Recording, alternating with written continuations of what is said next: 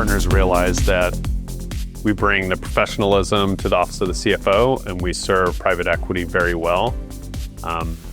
You have to bring that quality of delivery in everything you do when you serve private equity, because it's repeating, and we can help portfolio company after portfolio company, and that's why they call us.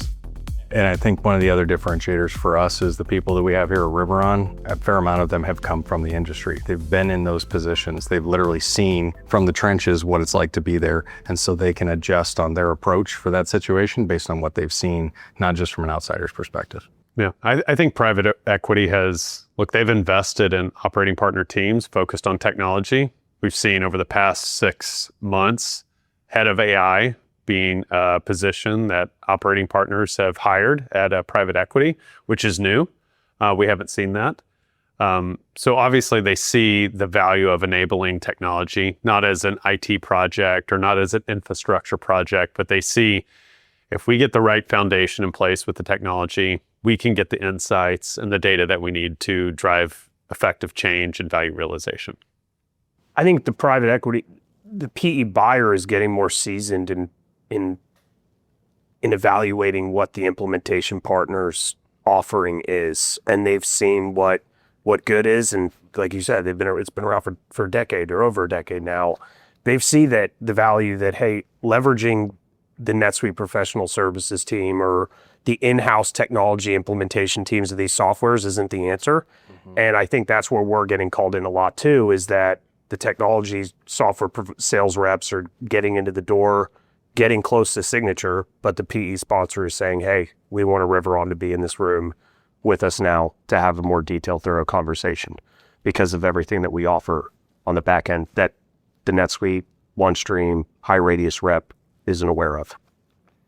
And that goes back to that's experience, right? They've gone through, hey, we're going to buy the software, we're going to let the services implement it, we're good, it's fine.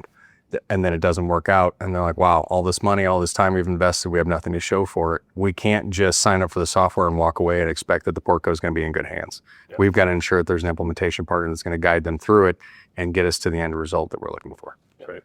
When we talk about adoption, I think there's multiple components to that. Why don't you talk about in the implementation itself, while the transformation is going on, yep, how are we helping on the adoption front? Yeah, I think from an adoption standpoint, one of the things that we found successful that is valuable to our clients is ensuring that their teams are involved in that process. This is not you pick a technology, we come in and implement it, and then we hand it to your team. Your team has to be involved, right? From the requirements design phase at the beginning to understand what are you doing today, what do you want to be doing in the future, because we want to build what you want in the future, not just what you're doing today, but then bring them along for the build, right? The actual implementation itself is who is your administrator going to be? Who's going to oversee the system after the fact? And then who are your business users that are going to be heavily utilizing it? Let's get them involved in this project from day one, keep them involved. It builds the excitement and the result that's coming out of it.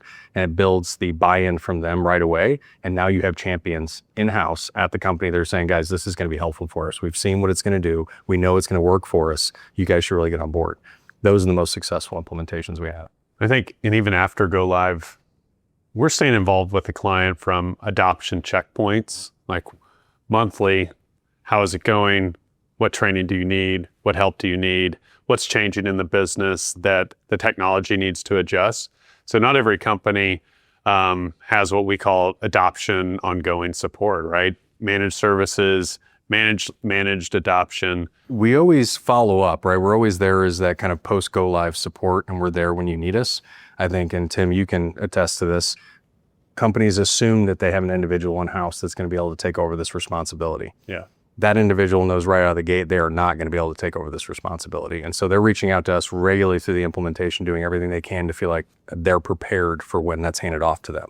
And we take that very seriously because we know at the end of the day, if that admin is not successful, that application, that implementation, all of it is going to be deemed as unsuccessful. We really wrap the adoption in our managed services. And maybe Tim, talk about how it's not just one admin, but we're looking at the entire Office of the CFO technology stack. Yeah. We're allowing them to free that up without hiring that individual or individuals. Absolutely. Yeah. So, let's call, your standard kind of mid-market company probably has 3 to 5 software solutions that they're using on a day-to-day basis that need to ultimately be supported. Now, they don't need to be supported, 40 hours a week, one person per software that they have deployed. So we have an option where we can provide support where you're getting maybe half of an FTE or maybe one full FTE, but we dedicate a team that has those capability sets across those 3 to 5 softwares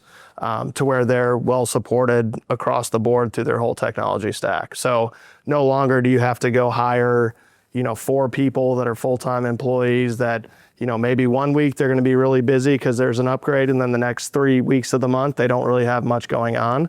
We're able to flexibly staff that with people that have the experience across those solutions. When we're asked to help a company, right, they may be thinking of one specific area that we can help, and we try to broaden that lens a bit to think about, what does this look like from beginning of the process to end of the process, and how do we deliver value across that value chain? So, we're not looking at a business in the current state they're in, right? We want to evaluate the maturity level of their technology stack, of the people, but what does the business look like 2 years from now, 5 years from now? What is the private equity sponsor doing that's going to scale the business? And what are the platforms?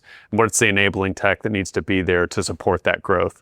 So while a company may ask us for something very specific, we're looking at it at a broader lens, wouldn't you say? Yeah, no, absolutely. We try to broaden the conversation, and we're not doing that because, that means more work for us.